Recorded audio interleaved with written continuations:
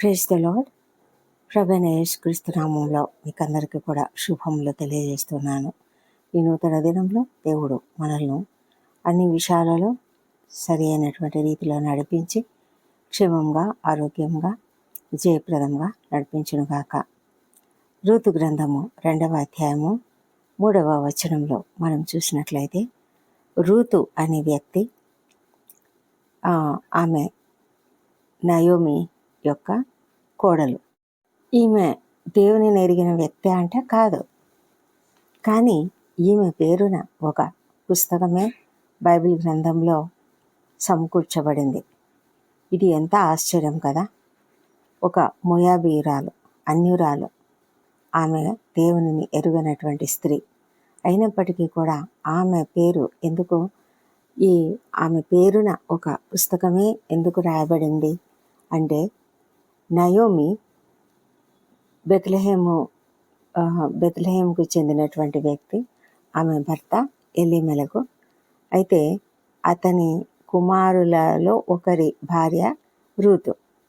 అయితే నయోమి బెత్లెహేములో కరువు రావడం వల్ల మోయాబుకు వెళ్ళింది. మోయాబులో అక్కడ ఉన్నారు, కానీ అక్కడ దురదృష్టవశాత్తు ఆమె తన భర్తను తర్వాత కొడుకులని పోగొట్టుకుంది. వారు మరణించారు. తనకున్నటువంటి కోడళ్ళ పేర్లు ఒకరు ఓర్ప, ఇంకొకరు రూతు. అయితే ఇంకా తాను కుమారులు కూడా చనిపోయిన తర్వాత ఆమె ఎవరూ లేనటువంటి స్థితిలో నేను ఎందుకు ఇక్కడ ఉండాలి అని అనుకుంటూ ఉండగా ఆమెకు ఒక వార్త వినిపించింది. ఏంటంటే, బెత్లెహేంలో ఉన్న కరువు తీరిపోయింది, అక్కడ తిరిగి ఆహారము లభిస్తూ ఉంది. కాబట్టి నేను ఇంకా నా దేశానికి వెళ్తాను, బెత్లెహేంకి వెళ్తాను అనుకుని, సరే నేను వెళ్తాను అని చెప్తే వీళ్ళిద్దరు కోడళ్ళు కూడా బయలుదేరారు. అయితే కొంత దూరం వెళ్ళిన తర్వాత నయోమి ఏమన్నదంటే, మీరు మీ తల్లుల ఇంటికి వెళ్ళిపోండి, ఎందుకంటే కుమారులు ఇంకా నాకు లేరు కదా, మీరు మీ ఇంట వేరే పెళ్ళిళ్ళు చేసుకొని ఉండండి అని చెప్తే వాళ్ళిద్దరూ బాగా ఏడ్చారు. ఓర్పా మాత్రము వెనక్కి వెళ్ళిపోయింది, కానీ రూతు మాత్రము వెళ్ళలేదు. ఆమె ఏమన్నదంటే, నేను వెళ్ళను, నా వెంబడి రావద్దని నన్ను విడిచిపెట్టు అని అనొద్దు, ఎందుకంటే నువ్వు వెళ్ళే చోటికి నేను వస్తాను, నీవు నివసించే చోటనే నేను నివసిస్తాను, నీ జనమే నా జనము, నీ దేవుడే నా దేవుడు, నువ్వు మృతి పొందే చోటనే నేను మృతి పొందుతాను, అక్కడనే పాతి పెట్టబడతాను, మరణం తప్ప మరి ఏదైనాను నిన్ను నన్ను ప్రత్యేకించిన ఎడల యెహోవా నాకు ఎంతైనా కీడును చేయనుగాక అనిందంట. ఆ విధంగా అన్నప్పుడు నయోమి, సరే ఈమెకు నాతో రావడానికి ఇష్టంగా ఉంది కాబట్టి సరే వెళ్దాం అనుకొని ఇద్దరు బెత్లెహేంకు వచ్చారు. అయితే ఇక్కడికి వచ్చిన తర్వాత వాళ్లకు నా పరిస్థితి ఏంటంటే, ఇల్లు అయితే ఉంది కానీ వాళ్ళకు ఆహారం లేదు. ఇంకా ఏం చేయాలి అర్థం కాలేదు. మరి రూతు ఏమనిందంటే, సరే ఏదో ఒక మనకు ఆహారం కావాలి కదా, నేను యవలకోత ఆరంభంలో వీళ్ళు వెళ్ళారు, నేను అక్కడికి ఏదైనా ఒక పొలంలోనికి వెళ్ళి ఎక్కడైనా సరే పరిగె ఏరుకుంటాను అని చెప్పింది. అన్య జనులకు అక్కడ ఇశ్రాయేలులో పని చేయడానికి వీలు లేదు, వాళ్ళు పరిగె ఏరుకోవాల్సిందే. దేవుడు నియమించిన నియమం ప్రకారము కోత కోసేవాళ్ళు కొంత వదిలేస్తూ వెళ్తారు. ఆ విధంగా వదిలేసినటువంటి ఆ పరిగెను ఈ అన్యులు ఏరుకుంటారు, ఏరుకొని ధాన్యం సంపాదించుకుంటారు. ఆ విధంగా రూతు కూడా వెళ్ళింది. అయితే దేవుడు ఈమె జీవితంలో ప్రతి విషయంలో ఇన్వాల్వ్ అయినట్లుగా మనకు అర్థమవుతుంది. ఎందుకంటే ఈమెను దేవుడు బోయజు పొలంలోనికి నడిపించాడు. ఈ బోయజు ఎవరు అంటే ఎలీమెలకు వంశపు వాడు. అతనికి ఆమెను విడిపించడానికి హక్కు ఉన్నది. కాబట్టి దేవుడు ఆ విధంగా ఆమెను ఆ యొక్క పొలంలోనికి నడిపించాడు. అయితే ఈ పొలంలో ఆమె వెళ్ళింది పరిగి ఏరుకోవడానికి, కానీ ఆమె మాత్రము ఆ తర్వాత ఏమైంది, ఆ పొలానికే ఓనర్ అయిపోయింది. నిజంగా ఎంత గొప్ప అద్భుతమైన ప్రణాళిక దేవుడు కలిగి ఉంటాడు కదా. మనం కూడా అనుకుంటూ ఉంటాము, నేను ఇంత దీనస్థితిలో ఉన్నానే, నా పరిస్థితి ఏంటి, నేను ఇంత పేదరికంలో ఉన్నాను, నాకు ఉద్యోగం లేదు, నాకు అసలు ఏమీ అసలు పైకి రావడానికి ఆస్కారమే లేదు, నేను ఏం చేయగలుగుతాను అని ఎవరైతే దిగులు పడుతూ ఉన్నారో అలాంటి వారందరికీ కూడా ఈ వాక్యం ద్వారా దేవుడు మాట్లాడుతూ ఉన్నాడు. నీవు ఎక్కడ పని చేస్తున్నావో అక్కడ చెయ్యి, మొదట చెయ్యి. పని ఎంటర్ అయితే కావాలి మనము ఒక పనిలోకి. ఆ పనిలో దేవుడు నిన్ను ఆశీర్వదిస్తాడు. ఆ పనిలోనే నీకు ఘనతనిస్తాడు. ఆ పనిలో నీకు ఆశీర్వాదం ఇస్తాడు. కాబట్టి మనము ఊరికే కూర్చొని ఉండడం వల్ల ఏమీ సాధించలేము. మనము తప్పకుండా ఏదో ఒక పనినైతే చేయాలి. మనము ఆహారం సంపాదించుకోవడానికి తప్పకుండా పని చేయాలి కదా. దేవుడు మనల్ని సరైనటువంటి రీతిలో నడిపిస్తాడు. దేవుడికి మన పట్ల ఒక ప్రణాళిక ఉంది. కాబట్టి ఆ ప్రణాళిక చొప్పున దేవుడు మనల్ని నడిపిస్తూ ఉంటాడు. మరి ఆమె అయితే ఆ ఒక పొలంలోనికి వెళ్ళింది. అయితే ఆమె ఖాళీ చేతులతో వెళ్ళింది కదా. అయితే ఆమె దేవుడు ఆమెకు ఏర్పాటు చేసిన ఒక గొప్ప సమకూర్పును పొందుకుంది. మరి ఆ తర్వాత మనకంతా తెలుసు రూతు కథ. ఆ తర్వాత రూతుని గురించి నయోమి ఆలోచించింది. నయోమి మరి బోయజు విషయంలో ఆమె ఏర్పాటు చేసినటువంటి ఆ ప్రణాళిక చొప్పున జరిగింది. ఆ తర్వాత బోయజు ఆమెను విడిపించడం జరిగింది. ఆ విధంగా విడిపించడం వలన ఆమె బోయజుకు భార్య అయింది. ఆ తర్వాత ఆమె దావీదుకు అవ్వ అయిపోయిందనమాట.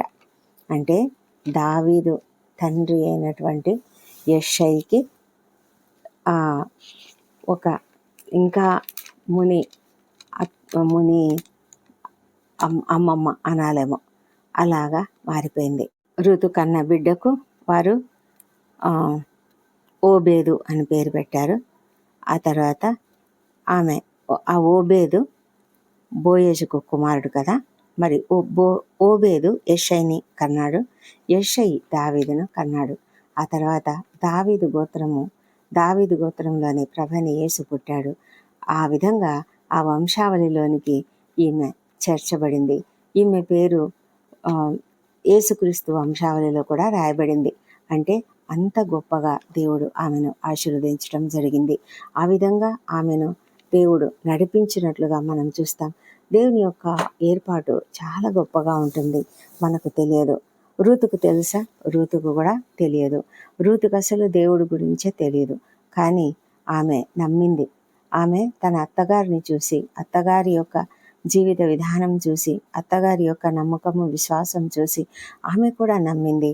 ఆమె కూడా ఆ దేవాది దేవుని నమ్మింది. నీ దేవుడే నా దేవుడు అని అంగీకరించింది, విధేయత చూపించింది, భయభక్తులతో జీవించింది. మరి అత్తగారికి విధేయత చూపించింది. కాబట్టి ఎప్పుడైతే అలాంటి నమ్మకత్వాన్ని ఆమె చూపించిందో, అంటే తనకున్నటువంటి అస్థిరత్వంలో కూడా ఆమె నమ్మకాన్ని చూపించింది. తనకసలు అవసరమే లేదు. ఆ విధంగా ఆమె నమ్మకం చూపించవలసిన అవసరం లేదు. ఓర్పా ఎలా వెళ్ళిపోయిందో వెనక్కి, ఆ విధంగా వెళ్ళిపోయి ఉండొచ్చు రూతు కూడా. కానీ అలా వెళ్ళలేదు ఆమె. రూతు తన తల్లిదండ్రుల దగ్గరికి వెళ్ళి తాను ఇంకొక పెళ్లి చేసుకొని మోయాబులోనే స్థిరపడి ఉండవచ్చు. కానీ అలా కాకుండా ఆమె ఎప్పుడైతే దేవుణ్ణి అంగీకరించి దేవునికి నమ్మకం చూపించి తన అత్త అయినటువంటి నయోమి పట్ల కూడా విశ్వాసము గౌరవము చూపించి ఆమె ఎప్పుడైతే నయోమిని అనుసరించి దేవుణ్ణి అనుసరించి ఇక్కడికి వచ్చిందో బెత్లెహేంలోకి, అప్పుడే ఆమె ఆశీర్వదింపబడింది. దేవుడు ఎవరిని తీసివేసే దేవుడు కాదు. దేవుడు మనల్ని అందరినీ కూడా ఆశీర్వదించే దేవుడు. దేవుడు మనందరినీ కూడా సరైన రీతిలో నడిపించే దేవుడు. కాబట్టి మనము ఏ విషయంలో కూడా దిగులు పడవలసిన అవసరం లేదు. మనం చేయవలసిందల్లా విధేయత చూపించడం, ఆయన నమ్మకత్వాన్ని విశ్వసించి ఆయన పట్ల విశ్వాసం కలిగి ఉండడం. ఆ విధంగా మనం చేసినట్లయితే మనకు ఖాళీ చేతులు ఉండవచ్చు, కానీ ఆ ఖాళీ చేతులని ఆయన నింపే దేవుడై ఉన్నాడు.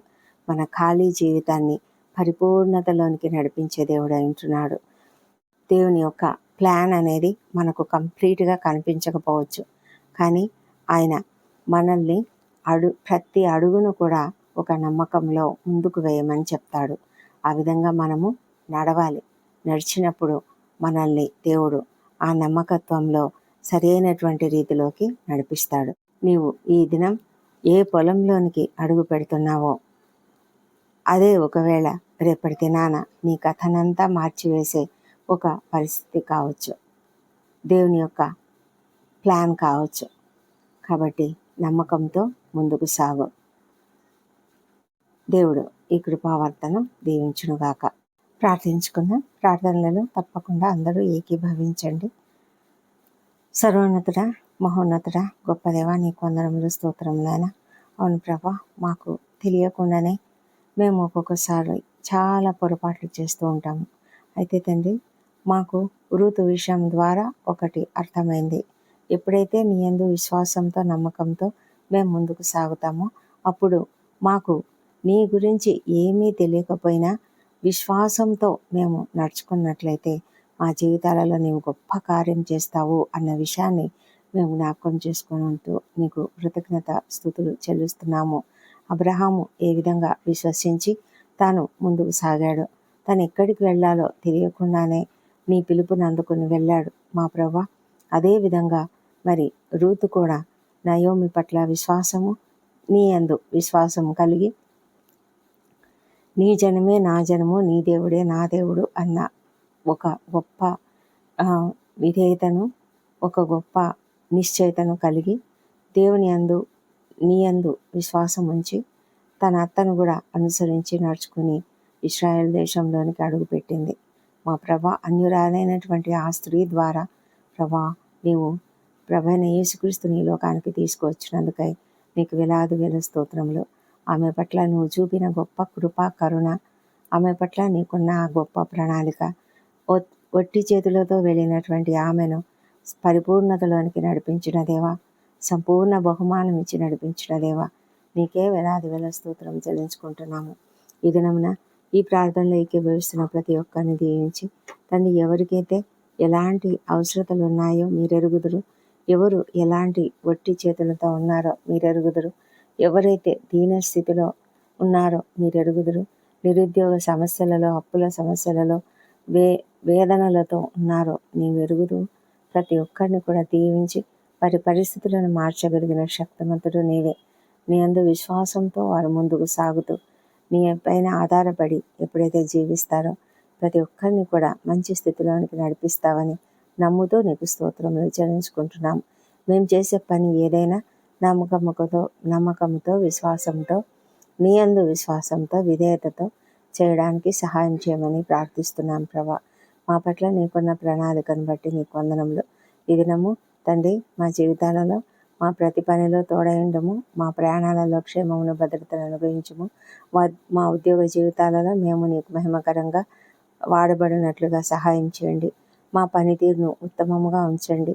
మేము ఎప్పుడు కూడా నీ కొరకే పని చేయాలి తండ్రి, మనుషుల కొరకు కాదు, నీ కొరకే పని చేయనట్లుగా సహాయం చేయండి దేవా. విద్యార్థులను దీవించండి. అందరూ కాలేజీలకు, స్కూళ్ళకు వెళ్ళి వస్తున్నటువంటి బిడ్డలను క్షేమంగా కాపాడండి, మంచి ఆరోగ్యంతో కాపాడండి.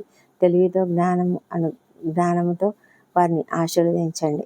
దూరంగా హాస్టళ్లలో ఉంటున్న బిడ్డలను తండ్రి క్షేమంగా కాపాడమని కూడా ప్రార్థిస్తున్నాము. చదువుపై లక్ష్యం ఉంచి చక్కగా చదువుకున్నట్లుగా సహాయం చేయండి దేవా. వృద్ధిలోనికి తీసుకురండి మా ప్రభా. ఈ దినం ఇంటర్వ్యూలకు హాజరవుతున్న వారికి విజయం అనుగ్రహించండి. నిరుద్యోగ సమస్యలతో ఉన్న వారికి తప్పకుండా మీరు సహాయం చేయమని ప్రార్థిస్తున్నాము. వారి ఎదుట అనేక మార్గములను తెరిచి వారు ఏ చిన్న పని చేసినా దాన్ని ఆశీర్వదించమని ప్రార్థిస్తున్నాం తండ్రి దేవా. ప్రభా, అప్పుల సమస్యను, ఆర్థిక ఇబ్బందులన్నింటినీ కూడా యేసునామములో తొలగించమని ప్రార్థిస్తున్నాము. నూతనంగా బిజినెస్ స్టార్ట్ చేసిన వారికి తప్పకుండా విజయం అనుగ్రహించండి. ప్రతి పరిస్థితిలో వాళ్ళని మీరు ఆశీర్వదించండి దేవా. ప్రభా, నూతన కార్యములు, శుభకార్యాలు ప్రారంభిస్తున్న ప్రతి ఒక్కరిని దీవించి వారిని జయప్రదంగా నడిపించమని ప్రార్థిస్తున్నాము. దయగల మా తండ్రి, మరి ఎవరైతే ఈ సమయంలో కృంగుదలలో ఉన్నారో వారిని లేవనెత్తమని, ప్రార్థిస్తున్నాము. నీ యొక్క పరిపూర్ణమైన నమ్మకత్వాన్ని గ్రహించగలిగినట్లుగా సహాయం చేయండి తండ్రి. వివాహ ప్రయత్నం సఫలం చేయండి. సంతానం కొరకు ఎదురు చూస్తున్న వారిని దర్శించి వారికి తప్పకుండా చక్కటి సంతానం అనుగ్రహించమని ప్రార్థిస్తున్నాం నాయన. మా ప్రభా తండ్రి, నీ అందు భయభక్తులతో ప్రతి ఒక్కరు కూడా మరి విశ్వాసంతో అడగడానికి సహాయం చేయండి. గర్భిణీ స్త్రీలను ఆశ్రయించి వారికి సుఖమైన ప్రసవం అనుగ్రహించండి. కుటుంబాలలో శాంతిని సమాధానం అనుగ్రహించమని ప్రార్థిస్తున్నాం తండ్రి. అనారోగ్యంతో ఎవరైతే బాధపడుతున్నారో వారిని స్వస్థపరచమని ప్రార్థిస్తున్నాము. ప్రాముఖ్యంగా ఎంతోమంది క్రిటికల్ కండిషన్స్లో ఉంటున్నారు, ఐసీలలో ఉంటున్నారు ప్రభా. మరి వెంటిలేటర్పై ఉన్నవారు అనేక మంది తండ్రి, వాళ్ళను కూడా మీరు దీవించి స్వస్థత అనుగ్రహించమని వేడుకుంటున్నాం. మీ సన్నిధి కాంతి ప్రతి ఒక్కరిపైన ఉదయింపజేయండి. స్వస్థత హస్తంను చాపండి, ముట్టండి, స్వస్థపరచండి. కీమోథెరపీల గుండా డయాలసిస్ల గుండా వెళ్తున్న వారు అనేకులు తండ్రి స్వస్థపరచండి. సర్జరీల గుండా వెళ్తున్న వారికి శక్తిని బలం అనుగ్రహించి దానిలోంచి త్వరగా కోలుకోవడానికి సహాయం చేయండి. దేవా ప్రభా, ఆర్థిక ఇబ్బందుల నుంచి ప్రతి ఒక్కరిని కాపాడండి. మరి ఎంతోమందినైనా అనేక ఆందోళనలతో ఉన్నారు. దేవా సహాయం చేయమని ప్రార్థిస్తున్నాము. రక్షణ లేని ప్రతి ఒక్కరిని రక్షించమని ప్రార్థిస్తున్నాం తండ్రి. వారి హృదయాలను తెరవండి, మనోనేతరాలను వెలిగించమని ప్రార్థిస్తున్నాం. నీ సిలువ విలువను గ్రహించి తండ్రి వారు నిన్ను తెలుసుకునే కృపను దయచేయమని ప్రభా, ఎవరు కూడా క్రీస్తు విరోధులుగా ఉండకుండా కాపాడమని కూడా ప్రార్థిస్తున్నాం తండ్రి. దేవా ప్రభా, వ్యసనములకు గురై భయంకరమైన రీతిలో ఉన్నటువంటి వాళ్ళను కనికరించి నాయన వారిని మార్చండి, విడుదల అనుగ్రహించమని ప్రార్థిస్తున్నాం తండ్రి. దేవా ప్రభా, కుటుంబ సభ్యులు వారందరి కొరకు ఎంతగానో ప్రార్థన చేస్తుంటుండగా తండ్రి మీరు కనికరించమని ప్రార్థిస్తున్నాను. దేవా ప్రభా, మరి ప్రపంచం అంతటా శాంతి సమాధానం అనుగ్రహించండి. యెరూషలేమును దీవించండి తండ్రి. వారి నగరులలో క్షేమమును, వారి ప్రాకారములలో నెమ్మదిని దయచేయమని ప్రార్థిస్తున్నాము. ప్రభా, ప్రతి పరిస్థితి మీరు ఎరుగుదురు తండ్రి. ప్రపంచం అంతటా ఉన్న పరిస్థితులు మీరు ఎరుగుదురు తండ్రి. రాకడ చాలా దగ్గరలో ఉంటుండగా నాయన మేమంతా కూడా సిద్ధపడి ఉండడానికి సహాయం చేయమని వేడుకుంటున్నాం తండ్రి. దేవా ప్రభా, మరి ప్రతి ఒక్కరిని కూడా సిద్ధపాటులో ఉంచండి. ఎత్తబడే వారిలో మేమందరం ఉండాలి ప్రభా. ఎవరు కూడా వదిలిపెట్టబడకుండా సహాయం చేయమని కూడా వేడుకుంటున్నాం తండ్రి. దేవా ప్రభా, మా దేశంలో దీవించండి. మా దేశంపై నీ పరిశుద్ధాత్మను కుమ్మరించండి. భయంకరమైన పరిస్థితులు, అన్యాయాలు, అక్రమాలు ఎదుర్కొంటున్నాం నాయన. కృప చూపించమని వేడుకొంచున్నాం తండ్రి. మరి అమాయకుల పైన భయంకరమైన పరిస్థితిని అమాయకులు ఎదుర్కొంటున్నారు తండ్రి. మీరే కనికరించండి ప్రభా. ఎవరైతే కోర్టు సమస్యలు, ల్యాండ్ సమస్యలు ఎదుర్కొంటున్నారో వారికి న్యాయం జరిగించమని ప్రార్థిస్తున్నాము. దేవా, మా దేశంలో అధికారులు, ఉద్యోగులు, పరిపాలకులు నీతిగా నిజాయితీగా పనిచేయడానికి సహాయం చేయండి. ప్రాముఖ్యంగా మరి మా రాష్ట్రాల్లో కూడా భయంకరమైన పరిస్థితులు ఉన్నాయి తండ్రి. క్రైస్తవులపై అధికమైన దాడులు జరుగుతున్నాయి. మీరే కనికరించి పరిస్థితులు సరిచేయమని వేడుకుంటున్నాం తండ్రి. ఈ విధమైన అపవాది దాడులను ఎదుర్కోవడానికి మాకందరికీ కూడా కావాల్సిన కృపను, ధైర్యంను అనుగ్రహించమని ప్రార్థిస్తున్నాం తండ్రి. ఈ దినం బర్త్డేలు, వివాహ దినం జరుపుకుంటున్న బిడ్డను దీవించండి. గడిచిన సంవత్సరం అంతా మీరు వారికి చేసిన ప్రతి మేలును బట్టి నీ వందనములు. రాబోయే సంవత్సరంలో ఇంకా అధికమైన మేలులను వారికి అనుగ్రహించమని ప్రార్థిస్తున్నాము. వారికి ఉన్న అవసరతలను తీర్చండి. నీ శాంతిని, సమాధానాన్ని వారికి అనుగ్రహించండి తండ్రి. మా ప్రార్థనలన్నీ మీరు అంగీకరించి జవాబులు ఇచ్చినందుకు నీకు వందనములు. ఈ ప్రార్థనలన్నీ మా ప్రభువును, మా ప్రియ రక్షకుడునైన యేసుక్రీస్తు నామంలో అడిగి పొంది ఉన్నామని నమ్ముతూ నీకు స్తోత్రం చెల్లిస్తున్నాం తండ్రి. Amen, amen.